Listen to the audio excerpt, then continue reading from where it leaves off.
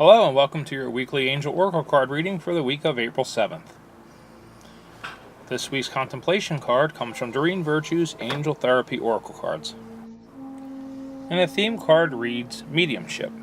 You have the natural ability to connect with departed loved ones.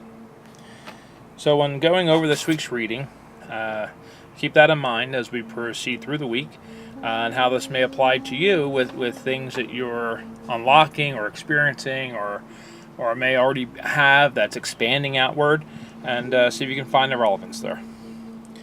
So this week's Angel Oracle card reading comes from Doreen Virtue's Angel Tarot deck, which is my go-to deck for these readings, typically speaking. So this week's reading is coming a little late, but better than never. My schedule's been a little crazy, so let's just get right into it and see what they have for us this week. So to start our week off, we have 8 of Water, or Cups in traditional tarot. A desire to move on, the search for something more meaningful, spiritual, and emotional growth.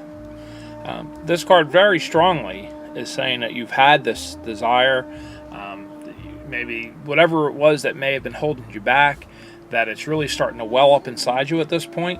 And typically speaking, these things are of spiritual growth. So it's really maybe been nagging on you lately, and they just want to acknowledge that at the beginning of this week as you feel that really starting to well up inside, to act on your desires, act on what you're inspired to do. This is what life is supposed to be about after all, isn't it? So acknowledge these feelings as they're coming up for you at the beginning of this week, that it's a sign, it's a permission slip, as one person in this field uses, the term he uses, it's you're always looking for a permission slip. You know, these desires we have and these feelings we're getting, the intuitions that we have are all the messages that our guides and guardians give us to act upon, to point. We ask for direction, they give us a direction. We just have to sometimes be willing to accept the message that we're given. Moving through the second half of the week, we see Major Arcana number 5, Unity, represented here by Archangel Sandalphon, as he is surrounded by all the orbs that encapsulate all the individual religions of the world. Orbiting around them is one unified mass of spirituality. The card reads, traditional viewpoints or methods. Typically when we see that card, it means this is something that you're having issues with, that you're looking to move beyond these traditional viewpoints. Spiritual organizations, and seek out like-minded friends, individuals. So in this situation, we have this overwhelming desire that we know there's more, there has to be more, and we want to just get out there and figure it out. It's here through the second half of the week, it's reiterated that what you are feeling is in fact your desire to move beyond what we've been programmed to believe, what we've been programmed to be the truth, and experience spirituality in its raw form in a way that it cannot be contained in a book or a doctrine. It has to be lived and experienced. So this card's encouraging us, as we've now decided to take that step, to seek out spiritual organizations, go to gatherings where there's like-minded people that you can share your experiences and what you're experiencing as this journey is unfolding for you, with compassionate ears. And it can be tricky. I certainly, me and my wife and all the people in my network have all taken that journey, and it can be tricky. There's certain groups that are very based on a lot of ego, and it can be tough. You just got to make sure it's okay to experiment and go to different gatherings and do things, and you just have to be true to yourself and find one that resonates with you. If there's a situation where it feels like it's ego-driven, or it's too church-like, or it's just not settling well with you and you're uncomfortable, well, that's just a sign that vibrationally, on a frequency basis, it's not resonating with where you are, where you're headed. So it's okay to look somewhere else. To try something else, because everyone's truth is different. And this reading, as we're going through, is very familiar. I've been getting a lot of this for a lot of people lately. In fact, I think something like this very similar came up just in a weekly oracle card reading not long ago. It's very much just where we're moving as a planet. Everyone's kind of experiencing their awakening. 2012 A lot happened in 2012 that most people didn't realize or didn't experience or didn't feel because vibrationally maybe they weren't ready for it. But it certainly wasn't the mass physical awakening that a lot of people worked it up to be, but it was a transition. Now people are activating. Now people are waking up, and it's a wonderful thing. But it can be scary, not knowing where to go, especially when that old programming kicks in. But just, you'll know when you feel that love. When you go to a gathering, or you go to a meetup, or you just go to your local metaphysical bookstore and you connect with certain people. We have one here in South Jersey that we go to, and Akbar and Anne Marie at Sacred Green Earth are the two of the most loving, nicest people in the world. You walk in, you just feel like you're home when you go there. That's the important thing. It has to resonate with you. So let's move on and see how they wrap this up. So moving through the weekend now, we see Ace of Fire featuring Radleigh Valentine, co-author of this deck. An exciting new opportunity, career advancement, change your life now. This reading in particular has been a sort of a it's okay moment, a pat on the back, a supporting message for those who are really feeling, whether it be the awakening or whether it be just moving into another phase of their journey. 2014, I've gone over this a lot, it's a year of reinvention, a year of rebirth. A lot of people are being transitioned one plateau to the next pretty rapidly. Others are a little slow. Right now, I feel like I'm on a plateau. I don't feel like I'm moving either direction right now. And I've had that before, and I understand that's okay. It's because there's something that I still have to acclimate to before I can go on to that next level. And I accept that, and because of that, there's no ego, there is no feeling less than or better than. It's just part of the journey. I need to sit here right now. I need to experience this right now. So you may be there, or you may be being thrust forward. So as we see here, as we grow comfortable with these feelings, and we accept these feelings and understand that we're allowed to have them and branch outside of our conventional boxes, our conventional thinking, we see this brings us new opportunities. It could be in a completely different career field, but you're bettering yourself as a human being, or bettering your position, your station in life. It could be within the job you work in now, maybe moving into a different aspect or moving up in rank. But in accepting this opportunity to walk through the doors that are being opened for each and every one of you, you will change your life drastically. You will be manifesting things quicker. You will be living a happier, joyful existence, which is what it is all about. I can't preach that enough. I let me take that back. I don't want to use the word preach. I don't want to be preachy. I don't want to tell you my truth and preach my truth, but the universal truth is just that we are to be in our joy.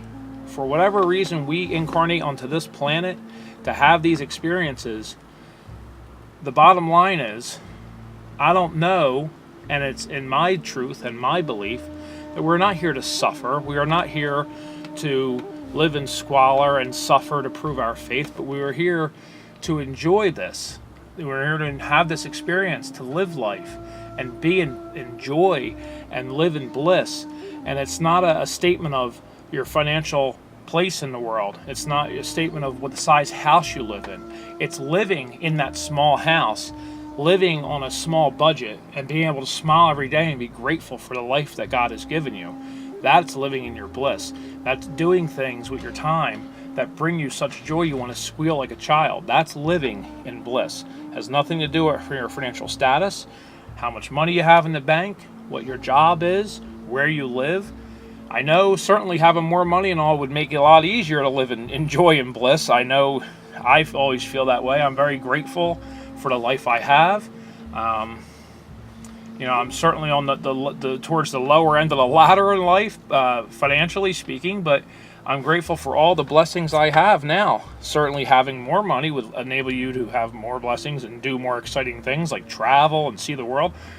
But it's okay, because just going outside to my tool shed and making a pen, or making a little woodworking ornament, or even just, Watching one of the shows I enjoy at night after I finish working all day brings me joy, brings me happiness. Seeing my daughter, or taking a ride to Ocean City with my wife like we did this past Sunday, or just those little things that really don't cost much that can bring you true bliss and true joy. So as we go through this week, listen to what your guides are telling you. It's all guidance. You ask for the guidance. The trick now is to listen. We're always controlled by fear and the what ifs. If Noah what ifed, the ark would have never been built, whether you believe that story metaphorically or literally. What ifs hold you back. You have to move forward, take the chances, live outside of yourself. Always try to advance yourself physically, spiritually, emotionally. And in doing that, you will be provided. In taking that leap of faith, the universe will reward you and manifest what you need to get by. And that's basically the message. And for me, what I'm kind of feeling and receiving as I'm sitting here, to wrap this up, this all ties into mediumship in that this is all a lesson in you, especially those who may just be starting out, to learn discernment, to be able to tell what is your guides and guardians and loved ones, the signs and guidance they're giving you, and separate that from your own ego. When I say ego, I mean your human conscious mind, particularly just your conscious thought, the things that make us live in fear, or prevent us from doing things, or making us do things that we shouldn't be doing, the human ego mind. This week, what you're going through is a lesson in quote-unquote mediumship, in that it's a lesson in discernment. It's a lesson to experience this on the vibrational level so you can know better when you're receiving input from above. Divine input, divine guidance, whether it be your loved ones, your spirit guides, your guardian angels, your teachers, your masters, the Angelic Collective, whomever it is that works with you directly. This week is going to all about learning about these feelings, understanding that what you're feeling is true guidance, and then you'll know in the future how to develop that and be able to tell easily and quickly what is true guidance and what is just your mind running away with you. That's how this ties in for mediumship. That was all just kind of laid on me there, so I'm just spitting it out as it's coming. In fact, the fact that I put this reading up, I felt so horrible. I was going to go on to a third week without a reading. And I'm sitting literally in my work van at my job, and something was just like, you need to get that up today. It's an important message that people need. So here I am recording it. So I hope you've all enjoyed. I hope you've taken something away from this. And until next week, have a blessed week. I just want to wrap up and say I have been getting some requests for some private readings. For those that don't know, I do readings via email, which is basically what you're watching right here. It's a video style reading just like this, except it's sent a private link is sent to you that only you can access by clicking that link. No one else can see it. I also do Skype readings, over the phone readings, things like that. So for anybody who's interested or maybe didn't know what to expect, I wanted to put that out there. I had a giveaway, and I still have to catch up. There's one or two more readings I'm still trying to get to. But for those who were unaware or maybe were curious, this is what the email reading is. It is a video just similar to this, where I do a very long, involved reading for you. And it gets filmed just like this. It's not necessarily me sitting in front of the camera. I try to do it with the cards, so you can really visualize and see the cards well. And this is it. So this is what a video reading would entail. So I hope you guys enjoy these readings I'm putting up each week. And thank you so much for watching and following and liking me on Facebook. I feel very blessed to have you guys around, being part of this little community I've tried to start. And I'm unconditionally grateful, and I have love for you all as my brothers in the universal energy that we call God.